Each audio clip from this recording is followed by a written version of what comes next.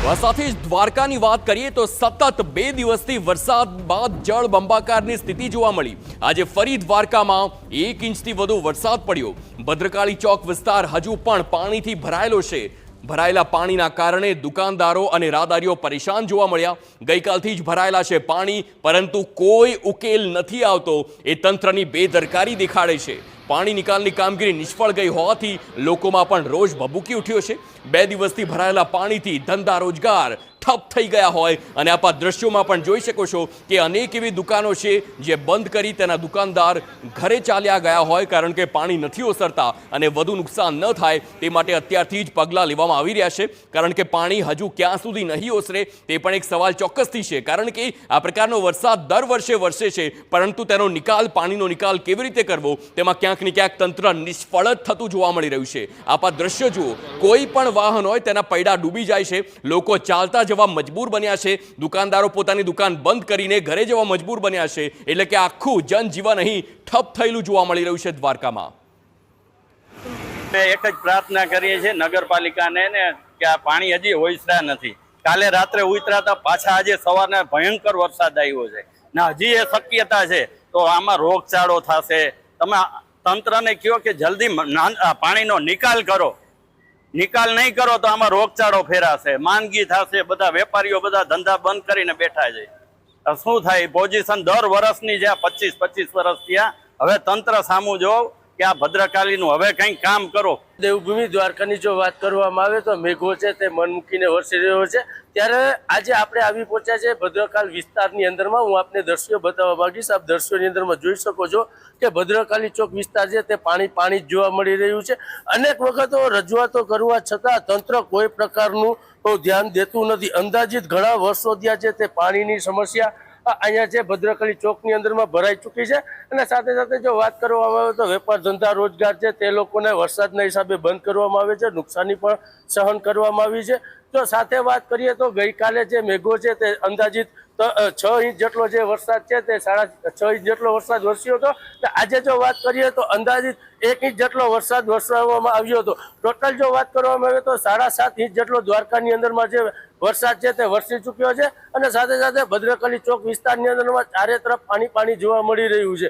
ક્યાંક ને ક્યાંક તંત્રની અવારનવાર ભૂલ છે તે સામે જોવા મળતી હોય છે। ક્યારે હવે આ તંત્ર છે તે પાણીની કામગીરી કરે ને જ્યારે વેપારી લોકોને ક્યારે રાહતનો શ્વાસ લેવા મળે તે જોવું રહ્યું। મનીષ જોશી, TV9 દ્વારકા। દ્વારકામાં હવે કલ્યાણપુરની વાત કરીએ। મેઘરાજાની તોફાની બેટિંગ કલ્યાણપુરમાં પણ જોવા મળી। રાવલપુર ગામમાં ખેતરો બેટમાં ફેરવાઈ ગયા। મગફળી, કપાસ, શાકભાજી સહિતનો પાક પાણીમાં ગરકાવ થયેલો જોવા મળે છે। ખેતરોમાં પાણી ભરાતા ખેડૂતોની ચિંતા પણ વધી ગઈ છે। પાકને નુકસાન થવાની ખેડૂતોને ભીતિ છે। આ દ્રશ્યો જુઓ, આખા તમામ જે પાણીથી તરબોળ થઈ રહેલા છે એ ખેતરો છે, પરંતુ ખેતરનું નામો નિશાન નથી જોવા મળી રહ્યો। જાણે સૌથી મોટું કોઈ તળાવ કેમ ના હોય તે પ્રકારના દ્રશ્યો છે। થોડા દિવસ પહેલાની વાત કરી, જ્યારે આ પ્રકારનો વરસાદ આવ્યો ત્યારે ખેડૂતો ખુશ હતા, કારણ કે આ જ મગફળી, કપાસ સહિતનો પાક છે તેને જીવનદાન મળ્યું હતું, પરંતુ અત્યારના દ્રશ્યો કંઈક અલગ છે। મગફળી નિષ્ફળ ગઈ, શાકભાજી બધું। આજ 2 દિવસ વરસાદ બહુ પડે છે, પરિસ્થિતિ સાવ નબળી છે। વહેલી તકે સરકાર કોઈ સહાય કરે તો।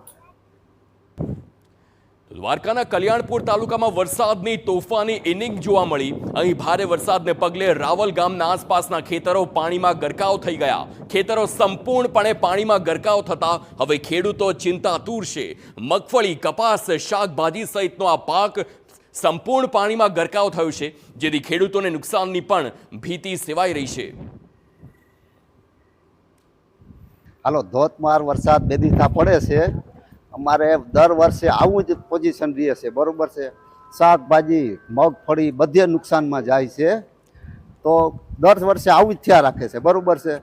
તો આ ફાની ડેમના કારણે આ બંધાતું નથી, એના કારણે પાણીનો બહુ ઓલો થાય છે, બરોબર। એવું બધું થાય ભાઈ। મગફળી, પકાલા બધે 2 દિવસ પાણીમાં ભૂલી ગયેલી છે, અમને સહાય કરી દે તો સારું। એમાં કાંઈ અમને જડતું નથી, અટાણે કોઈ આવતું નથી પૂછવા કે કેટલું પાણી છે કેટલું નથી।